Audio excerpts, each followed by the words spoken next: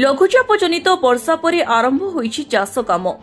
विलंबरे चाष आरंभ होइथिले मध्य वर्षा को नहीं चाषी मनरे खेली जाइछि खुशी। जुलाई मास अधा हेबाकु बसिलाणी। एतेबेळकु चाष काम अनेक आगे जिबा कथा, हेले वर्षा अभाव जोगु काम आरंभ होई पारु नथिला। हेले लघुचाप जनित वर्षा एते मात्रा रे हेला जे बिल बाड़ी सबु पानी रे बुड़ी गला। आउ एबे पानी कटिबा परे चाषी आरंभ करिछि चाष काम।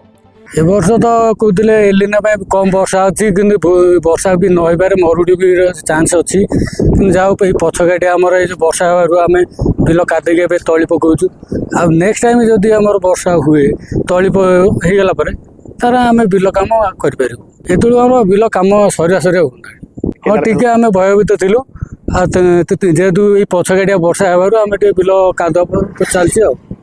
वर्षा हबनी ये कहला सब एमती अपेक्षा करी जो लघुचाप सृष्टि है से लघुचाप सृष्टि धान गजेक तला पकईलु तला पकईलु भयंकर वर्षा देखे तला नष्ट है बिल बाड़ी पानी बुड़ीगला।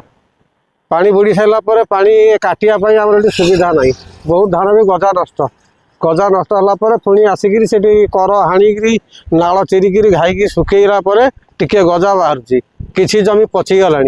वर्षा हम ना बोली जोटा आम शुणु कि जानी किंतु ये जो लघुचाप सकाशे आम क्षति जी होची नष्ट भी सेतिक है। घसीपुरा ब्लॉक रो अनेक गाँव रे एबे तली पका ठारू आरंभ करी तली रुआ काम चलिलानी। ट्रैक्टर सहायरे चाष जमी कादेइबा सहित चाषी अंटा भिड़ी लागि पड़िछि चाष कामरे। आनंदपुर उपेंद्र साहूंको रिपोर्ट, स्वास्तिक न्यूज।